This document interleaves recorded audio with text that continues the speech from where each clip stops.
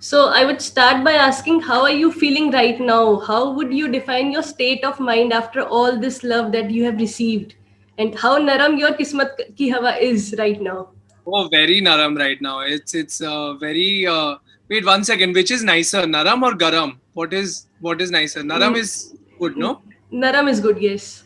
Yeah. So very naram right now. Super like malmal. It is. Wow. Good to know. So asking, how would you define this journey of yours from doing this brother roles to becoming crush of the year? It's been a good journey. Yeah, it's been a long journey. Mhm. But it's funny because it's just begun, and it's been a very fulfilling. It's been a very enriching. It's been a very heartwarming journey, Right. with lots and lots of ups and downs and lots of experiences. So I'm very very happy. So, when you signed Ludo, did you had your doubts regarding being overshadowed by the stellar cast it had? Oh, I wasn't. No, I wasn't doubtful about being overshadowed, because I think that's where I think some of the belief in myself, my craft comes into play, and a lot of it comes down to like how Dada would direct me.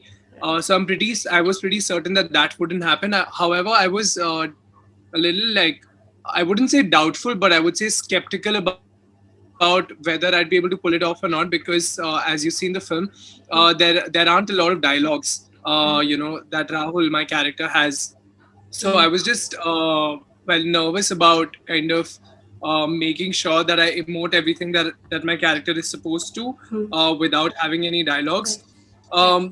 But that doubt and that the skeptical state of mind also kind of got a lot better the moment I started shooting, because Right. 2 3 days into it I realized I got the rhythm of the character. I started asking a lot of questions, whenever I had a doubt. Hmm. And Dada was more than happy to kind of answer them, even though sometimes like he would get irritated because he'd be doing something else, but I would go and ask him a lot of questions. Right. So all in all, later I think I was pretty okay. Okay. So, what were your initial thoughts when you got to know that both Ludo and Mismatch will be releasing in the same month? I was thrilled. I was in. I mean, I did kind of think that I wish that there was some gap between the two, Hmm. because just like promotions and everything got very very hectic. Right. And like I suddenly I think all of us got kind of used to like not working Right. for many months, and then suddenly like so much was happening. Hmm. So initially I was like, maybe I would have liked it better if there was some gap. But then of course it turned out to be really really good, because people saw me in Ludo, and right after that they saw me in Mismatched. Yes. Yes. Yeah, so I mean, a lot of my audiences earlier, when they watched The Sky is Pink, when they watched Hmm. Ludo, Hitchkey, and Dear Zindagi, everyone used to say that, we want to see more of you. Hmm. And I think I kind of like solved their problem, their complaint, by Right. having both the things released at the same time. Right. So yeah, that was great. So I'm also curious to know that did how many retakes happened in that iconic coffee scene that we have? We had 7 retakes for Oh my that god. actually. Yeah, because like there were a lot of angles that we had to shoot, Hmm. and logistically also it was a difficult scene, because we actually this is supposed to be a daytime scene, but Right. we were shooting in the evening at like 5 o'clock, Hmm. and we were shooting this in November in Rajasthan. So at that Right. time, by 5:45, the day kind of like loses the light. Yes. So we only had 45 minutes to shoot the entire sequence. Right. So because of that, there was a bit of a problem, but other Hmm. than that, it was fun. So we know you have made in the industry on your own. So tell us about your whole journey from the start, from convincing your parents to dealing with rejections. What kept you going through all these years? So it wasn't actually, I mean, there wasn't any convincing that was required, Hmm. because my dad always wanted me to become an actor. So there wasn't any bit where I had to kind of convince my parents. However, I Right. did have to kind of convince them to drop out of my school, because I dropped out in my 10th grade. Um, I gave my half yearlies, and then I decided that I don't want to study anymore and I just want to Hmm. pursue acting. Hmm. So I told them that I don't want to study and I want to move to Bombay and I want to Right. fully start working there. Right. And they weren't opposed to the idea of it. They were just confused that okay, but like you don't have any connections in the Hmm. industry. Right. So after going there, what if it doesn't work out? What will you do? When will you complete your education? At least like Yes. finish the Yes. 12th grade and then go. Right. Um, but I was very sure that this is what I want to do, and I didn't give myself an option to kind of fail, Hmm. or Right. like not make a mark in the industry. Right. I'm still far from it. Right. But of course I'm not discounting the fact that so many things have worked out for me. Right. So like yeah, like I said, there wasn't any convincing, but of course, yeah, I mean, rejections are a part of every profession, every step in our lives. Hmm. I feel sometimes it's Right. personal, sometimes it's professional, sometimes it's mental. Right. And I think that is a part of everyone's journey, and so I've also had my share of rejections, and I think I hold them closer than I hold my successes, because what my failures have taught me is not something that my successes can teach me. Right. So it's been wonderful. It's been great. Right. So, who is your go-to person when it comes to advice for script?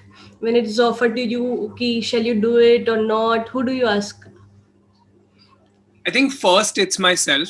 Okay. Um, I'm a very intuitive person. I go by what my gut says, Hmm. and 10,000 people could be telling me that you should do a script. Right. But if I'm not convinced about it, if I'm not feeling it, I will not do it. And vice versa, like 10,000 people could tell me that you shouldn't do it. But if I feel like it's a script that I want to be associated with, I Right. will. Um, Having said that, I have an incredible team of people who work with me. Mm-hmm. My agent Janvi, my manager Kimberly. Then I have my casting agent whose name is Tahia. Then we have some amazing PR people like Ani and Meghna Right. and Right. Radhika and everyone. Yes. So that their support kind of always helps. And of course, whatever decision I take, nothing, I don't take any decision without discussing it with my family. Right. So yeah, I have a couple of set of people who I rely on for second opinion, but first opinion is always mine. Okay. So, tell us about your upcoming projects. When will we get a chance to see you next on our screens? It'll be all I can say at the moment is that it'll be sooner than before. Like Okay. my audiences keep telling me that Hmm. your projects release, like maybe you'll have one release in October. Like for example, I had my last release before these two was in October Hmm. 2019, which was Right. Sky is Pink, and then Yes. it was November 2020. All I Hmm. can say is that you won't have to wait for another year to see me on screen again. Right. It'll be sooner than that. Hmm. But apart from that, I can't really talk much about it because obviously the makers, have Hmm. something in place. Their Yes. plan is in Yes. place. So Yes.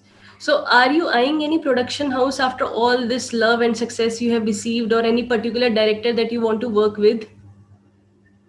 there are so many people and there are so many production houses anybody would want to work with. I don't think uh, I'm someone special who has like certain set of people who I have in mind, but like I'd love to work with.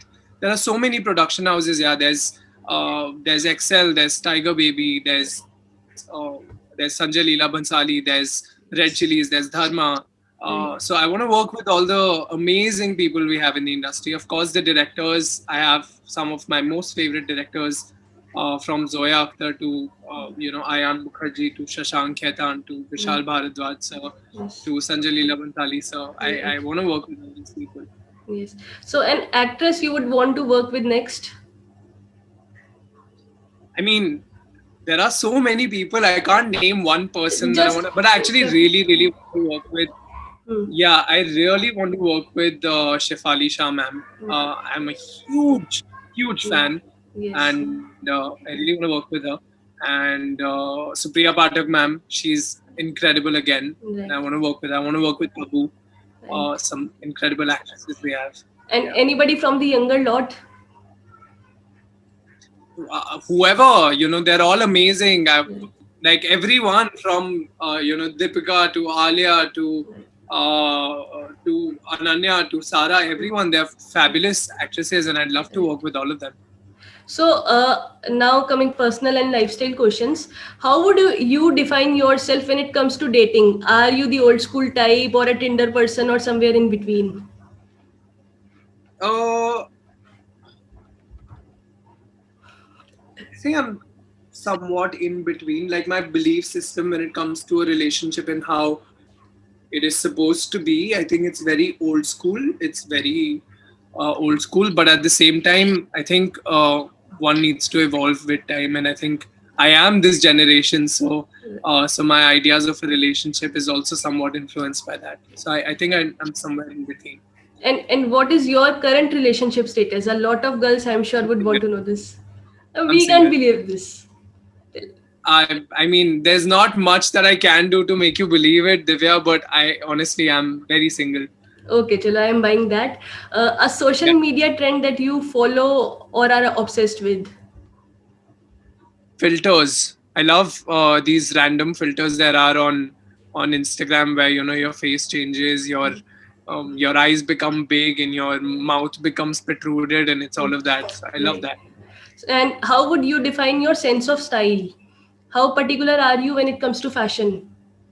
I think I'm very particular. Hmm. I mean, when I'm at home, I'm a complete mess. Hmm. Like I would wear boxers and t-shirt all the time. Right. But when I'm stepping out, I like to Hmm. dress up. Okay. I mean, I have my days, and there will be phases where you'll only see me wear a Hmm. long white big t-shirt Right. and with like blue jeans and white sneakers. Right. But then there are phases where I really like to experiment. So I think my if I were to define my sense of style, I think I would call it articulate. Good. So, are you a foodie or you stay on diet and count your calories? Oh no no no no! I love food. I Right. mean I'm obsessed with food. I live for food, and like, uh, food is the greatest joy of my. It brings me immense joy.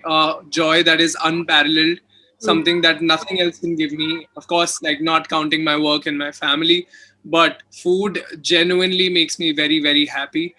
So when I'm not working on a project or I don't have anything. Hmm. Um, going on, I let loose and I eat all kinds of things. I Right. eat one pizza a day every single day. So I'm Right. obsessed with food. But the moment like I see even in my periphery that okay, like work is coming, then I Hmm. completely like become very strict with what I'm eating, and then I Hmm. live on Right. just very very like a lot of protein, a lot of salads, and a lot of like So, fruits and vegetables. any restaurant that you like to visit in Mumbai all the time? Your favorite restaurant? I love Pali Village Cafe. I love Pali Bhavan a lot. I really like Pizza Express. Hmm. I love pizzas from Joey's Pizza. So Right. yeah, and Bandra project is very nice. Right. And any fitness regime that you follow and you would like, No, so you have no fitness I regime, you don't work out I have regularly. absolutely no. I have absolutely no fitness regime whatever. Hmm. Like it's if I have to like if someone tells me to work out, maybe I'll pull out my cycle and I'll go for a ride, and Hmm. that's workout for me. But I don't necessarily have a fitness regime. So how do you maintain, how do you stay to maintain, how in shape all the time? How I'm do you not in manage to shape. do? What shape I am in? I'm in no shape right now, so I don't maintain. And tell us about your skincare regime also, if you follow any or you'd like to share it with the fans that follow you. That's all. That's all. Hydration. Yeah. Drink lots of water. Do not Hmm. have meetha, Hmm. and yeah, cut down. Yeah, just cut down on like sugar and have lots of water. Right. And I know both are very difficult, but if you want to have good skin, and I think that's all. That's all my dermat tells me to do. So Right. that's all. And any brands that you use or apply, for skincare? For For skincare only. I mean, if I get uh, I use Cetaphil is like a usual brand that I go to, Right. and I use a lot of aloe vera gel. Like aloe vera gel is usually my moisturizer. And if I get a pimple, then there's something called as acne dap. It's an ointment. I use that, and like it dries it overnight. So yeah, Okay. these things. So, three films that you have binged watched or shows that you have watched in this past few months and you would want to recommend to other people? Oh wow. Okay. So I actually happened to watch Delhi Crime in the lockdown. I loved it. Then there is Criminal Justice, which is fabulous. Again, I love Vikrant in it, and Schitt's Creek. I love Schitt's Creek. Yeah, it's a good show. So, thank you, Rohit, for doing this. And now we'll wind this up interview. Um, Yes. al- Thank you, Divya. Also, we are really elated to have you on our cover for January's issue. And, Yay! Thank you so much. Even I'm very excited. This is going to be yes, the second cover of my life ever. So I'm right. very excited about it. Thank you so much for having me. Yeah, thank you, Rohit, for doing this also. Thank you.